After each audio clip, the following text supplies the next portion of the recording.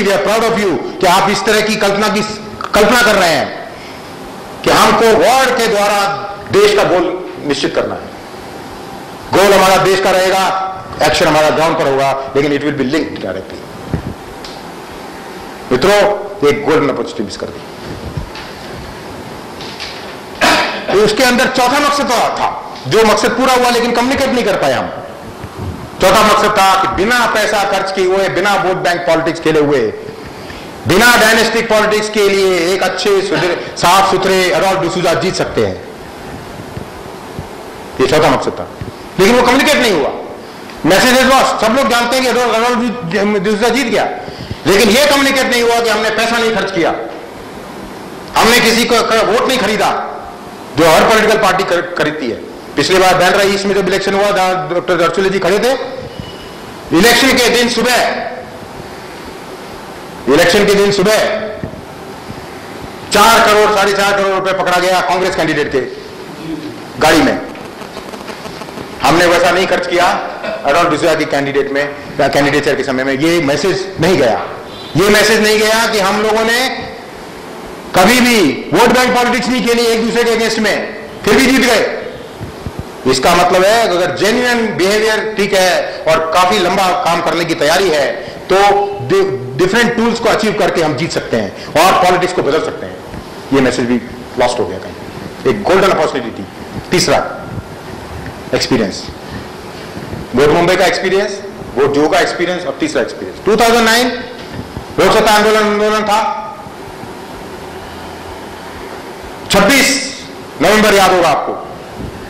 26 नवंबर में ऐसी मुंबई में एनर्जी जनरेट हुई कि अब तो बदलाव आ जाएगा।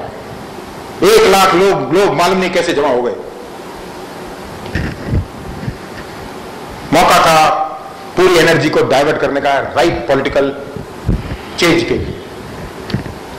पॉलिटिकल पार्टीज, जो लोग स्टेटस को चाहते हैं, वो ज्यादा स्मार्ट है हमसे। इसीलिए मैंने शुरुआत में कहा था कि हमारी लड़ाई दिल से नहीं, दिल तो चाहिए ही चाहिए, लेकिन दिमाग से है। क्योंकि स्टेटस को चाहने वाले इस देश में बहुत पावरफुल हैं, बहुत ताकत रखते हैं। क्या हुआ?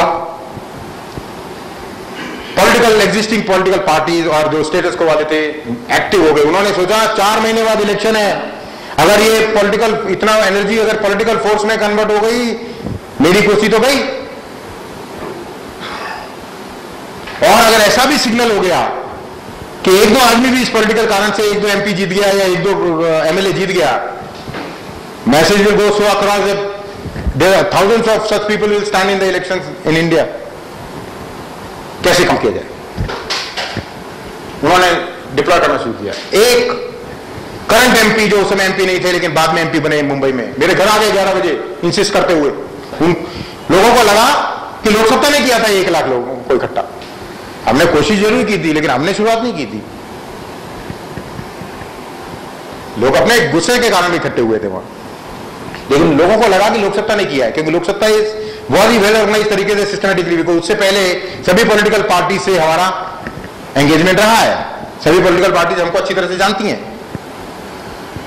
तो मेरे घर में पहुंच गए इंसिस्ट। मैंने बोला मेरे पास समय नहीं है। बोले नहीं मैं 10 मिनट मिलना चाहता हूं। उनकी कोशिश थी जानने की कि कितना दम है तुम्हें, क्या तुमको हम अपने साथ ले सकते हैं क्या?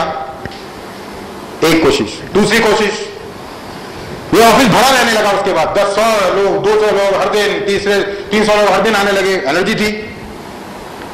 लोगों ने कहा ये तो डेंजर है, क्या किया जाए?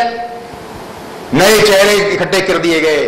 राहुल बोस जी मैदान में उतार दिए गए, सुषमा रेड्डी जी मैदान में उतार दिए गई, और ग्रुप करके एक ऑर्गेनाइजेशन तैयार हो गई। सडनली मीटिंग शुरू होने लगी वहां पे कि हम बदलेंगे देश को, हम बदलेंगे मुंबई को, एक के बाद एक। अब कहां डॉक्टर दीवान का फेस इनोसेंट, कहां रूबन इनोसेंट बच्चा, और कहां राहुल बोस, और कहां सुषमा रेड्डी। सुषमा रेड्डी जी मुझे इनवाइट कर रही है, आइए। मैं आने के लिए तैयार हूं लेकिन मैं वहां नहीं आना चाहता। बोले चलो मिलते हैं। आईटीसी ग्रैंड सेंट्रल में मीटिंग हुई, मैं रिकॉर्ड पर हूं। आईटीसी ग्रैंड सेंट्रल में मीटिंग हुई मेरी और उनकी। क्या करना चाहते हैं, कैसे करना चाहते हैं, अच्छा इंटेंशन है उनका, उनको शायद पता नहीं चला, उनको यूज किया गया था। उनको पॉलिटिकल पार्टीज ने यूज किया टू डिस्पे, मतलब इस पूरी एनर्जी को डाइवर्ट करने के लिए। मीटिंग पे मीटिंग वहां पे होने लगी। यहां पे के जो लोग आए थे, राहुल बोस जी बात कर रहे हैं, सुषमा रेड्डी जी बात कर रही हैं, सडनली लोग उसमें जाने लगे और धीरे धीरे एनर्जी। कहां है वो ग्रुप ऑफ ग्रुप? मैं ये पूछना चाहता हूं मुंबई की जनता को, जिसमें आपने इतना समय लगाया, इतना विश्वास रखा, वो कहां है group of group? Don't ever make that mistake again. You want a change, you don't want good faces. मित्रों, ये एक्सपीरियंसेस बहुत जरूरी हैं। हम यहां से आगे बढ़ने के लिए कोशिश कर रहे हैं। पूरी एनर्जी वो थी, वो सब कर ली गई। उसी दौरान मीरा सन्याल जी हमारे टच में आई। वेरी एजुकेटेड, पढ़ी लिखी, बहुत ही अच्छी महिलाएं। दिसंबर के फर्स्ट वीक में वो हमारे टच में आई और उन्होंने कहा मैं बहुत डिस्टर्ब हूं, इसको पॉलिटिकल बैटल बनाना पड़ेगा, मैं पॉलिटिकल बैटल में उतरने के लिए तैयार हूं। हम तो ड्रीम कर रहे थे, ऐसे लोग अगर पॉलिटिक्स में आ जाएं और डिसाइड कर लेंगे पॉलिटिक्स बदलेंगे, कोई नहीं रोक सकता पॉलिटिक्स बदलने में, गारंटी देता हूं मैं आपको। लेकिन उसके लिए रेगुलर, कंसिस्टेंट और लॉन्ग पीरियड के लिए काम करना पड़ेगा। टच में आई, बहुत मीटिंग्स हुई। हमने बोला बॉम्बे साउथ में कैंडिडेट खड़ा करेंगे मीरा सन्याल जी को। नॉमिनेशन भरे गए, 2 लोगों ने नॉमिनेशन भरे। Election authority justice Shri Krishna, justice Anuaga उनकी टीम के साथ में वो नॉमिनेशन फॉर्म गए। उन्होंने मीरा सन्याल जी का कैंडिडेचर अप्रूव कर दिया। बट उस दौरान यहां पर इस ऑफिस में एनसीपी के बड़े बड़े लीडर्स आते थे, क्योंकि 26 जनवरी के बाद में, 26 नवंबर के बाद में उन्होंने हमको ऐसा दर्शाया, हम भी थक गए हैं इससे, बदलाव चाहते हैं, लेकिन एनसीपी नहीं कर सकती, हम बाहर आना चाहते हैं, हम इनोसेंट लोग हैं हम लोग। अब नहीं है, अब ऐसी गलती नहीं दोहराऊंगा सुनील जी, मैं डॉक्टर दीवान को दोहराने दूंगा। ये मेरा वादा है पूरे इस देश की जनता से कि ये गलती दोबारा नहीं होगी। मैं इसका पूरा रिस्पॉन्सिबिलिटी लेता हूं कि मैंने इस देश को लेट डाउन किया है एक बार। एनसीपी लोग आने लगे, बड़े बड़े नेता बोले हम करेंगे। एक्चुअली जी याद होगा आपको कौन कौन आते थे। Let us join together and we will challenge. बाद में समझ में आ रहा है कि वो यहां कुछ करने थोड़ी आए थे, यहां तो खत्म करने आए थे पूरा गेम। और दोस्तों, उस दौरान उन्होंने, मैं रिकॉर्ड पर हूं और मैं चैलेंज करना चाहता हूं जीवन के लिए अब आगे, कि उन्होंने ऐसी नेगेटिविटी क्रिएट की कि मीरा सन्याल जी को कंफ्यूज कर दिया। मीरा सन्याल जी को यहां तक कंफ्यूज कर दिया कि उनको लगा कि पॉलिटिकल पार्टी का टैग अगर मेरे ऊपर लग जाएगा तो मेरा भविष्य खतरे में हो जाएगा, मैं इंडिपेंडेंट खड़ी हो जाऊंगी। कुछ दिन पहले, नॉमिनेशन भरने से पहले, उन्होंने मुझसे कहा कि क्योंकि मेरा बैंक नहीं चाहता है कि मैं किसी पॉलिटिकल पार्टी से कनेक्ट हूं, मैं इंडिपेंडेंट खड़ा होना चाहती हूं। आपकी मर्जी। मित्रों, मैं कहना चाहता हूं ये इंडिपेंडेंट बैटल नहीं है, ये साइड शो का बिजनेस नहीं है। अगर देश को बदलना होगा तो एक मुट्ठी बनना पड़ेगा, नहीं तो नहीं हो सकता।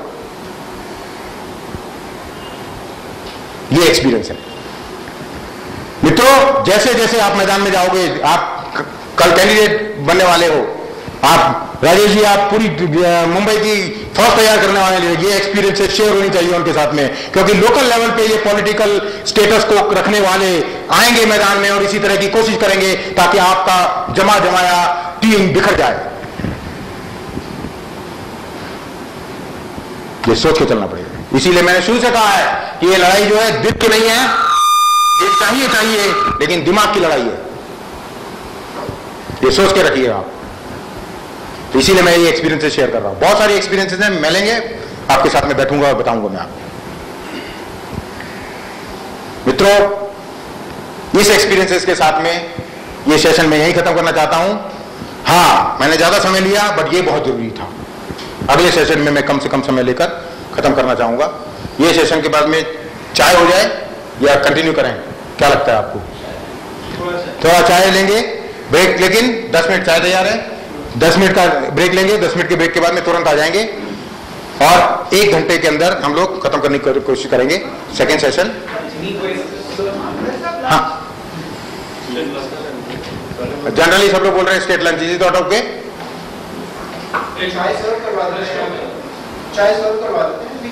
अरे एक मिनट, यानी इस बारे में कोई प्रश्न उत्तर पूछना चाहेंगे आप पहले? हाँ, लेट्स कंप्लीट दिस क्वेश्चन, तब तक वो चाहे का लोकसत्ता का जो एक्सपीरियंस रहा कि कैंडिडेट्स लास्ट मिनट लॉयल्टी बदल देते हैं, बाय आउट हो जाता है, इसके ऊपर कोई कुछ तरीका भी निकला तो जिसके ऊपर कि how to prevent this occurrences? इनका प्रश्न ये है कि लास्ट मिनट में जो कैंडिडेट लॉयल्टी बदल जाते हैं या जीतने के बाद बदल देते हैं। जीतने के बाद में भी जैसे ये जो जूह का उदाहरण है, उसमें जीतने के बाद में पूरा कॉन्सेप्ट ही भूल गए हम, जिसके लिए हम लड़े थे। ये क्यों हो जाता है? ये तब तक होगा, इसके लिए हमको पहले शुरुआत में मेहनत करनी पड़ेगी, बाद में ऑटोमेटिकली रिड्यूस होगा, क्योंकि अभी लोकसत्ता के पास में क्रिटिकल मास नहीं है। जब लोकसत्ता बिल आंध्र प्रदेश में अब धीरे धीरे कम हो गया है, क्योंकि आंध्र प्रदेश में धीरे धीरे Loksatta has become a bigger platform, और थोड़े चेक एंड बैलेंसेस रखने शुरू किए हैं, जिस तरह से एग्जीक्यूटिव मेंबर ही चुनेंगे। मुंबई में ये नॉमिनेटेड मेंबर्स थे, मेंबरों द्वारा चुने गए नहीं थे, तो एक शुरुआत का वो थोड़ा सा प्रॉब्लम है। अगर उस कॉन्स्टिट्यूशन हमारे पास भी अगर एक वार्ड में अगर 5000 या 3000 मेंबर हो जाते हैं, वो कैंडिडेट चुना जाएगा जो लॉयल्टी वाला भी होगा ओवर पीरियड टाइम। तो ये कई मैकेनिज्म्स तैयार करने पड़ेंगे। शुरुआत में ये एक्सपीरियंसेस आएंगी, क्योंकि ऑर्गेनाइजेशन अभी बच्चा है, इसको नर्चर करके आगे बढ़ाना पड़ेगा। जैसे जैसे क्रिटिकल मास बढ़ेगा वैसे वैसे ये प्रॉब्लम थोड़ी कम हो जाएंगी। और कोई प्रश्न? दो प्रश्न है मेरे। पहले तो कि ये क्रिटिकल मास कितना होना चाहिए? आप कह रहे थे कि प्राइमरी इलेक्शंस और इंट्रा पार्टी डेमोक्रेसी, जो पार्टी लीडरशिप के लिए और जो कैंडिडेट को नॉमिनेट करने के लिए, तो इसके लिए जो क्रिटिकल मास है वो कितना होना चाहिए? प्रश्न नंबर 1। और प्रश्न नंबर 2 फंडिंग के बारे में कि केवल एग्जीक्यूटिव मेंबरशिप पर्याप्त है क्या? तो ये दो प्रश्न मेरे, आप उत्तर दीजिए। ये प्रश्नों का उत्तर अगर मुझे मालूम होता तो मैं पॉलिटिक्स में एक्सपर्ट हो जाता। इनका उत्तर किसी को भी नहीं पता है, एग्जिस्टिंग पॉलिटिकल पार्टी को भी नहीं पता है। हाँ, ऐसी इमेजिनेशन जरूर है कि किसी भी वार्ड में जीतने के लिए, सपोज अर्बन वार्ड लिया जाए, किसी भी वार्ड में जीतने के लिए करीबन 100 वॉलंटियर्स की जरूरत पड़ती है, 100 लोगों को काम करने की जरूरत पड़ती है। किसी भी वार्ड में अगर 100 एग्जीक्यूटिव मेंबर आ जाते हैं तो वो एक क्रिटिकल मास बन सकता है वार्ड में। असेंबली कॉन्स्टिट्यूंसी में करीबन 600 से 700 मेंबर्स की जरूरत पड़ती है, वो मतलब वॉलंटियर्स की काम करने के लिए।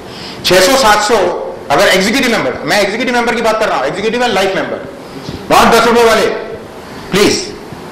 एग्जीक्यूटिव मेंबर अगर 600 के करीब आ जाते हैं, 600-700 के करीब, तो वो क्रिटिकल मास बन जाता है।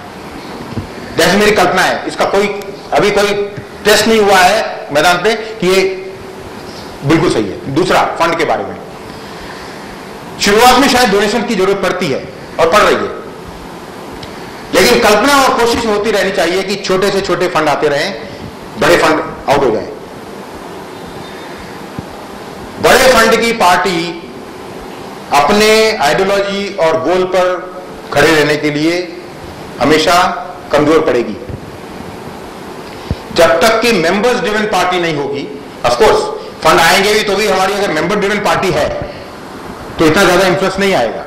लेकिन फंड अगर वहां से स्ट्रोक हो जाएंगे, अगर हम उनके ऊपर डिपेंडेंट हैं, तो कुछ इन्फ्लुएंसेस शुरू हो जाएगी। तो इसलिए कोशिश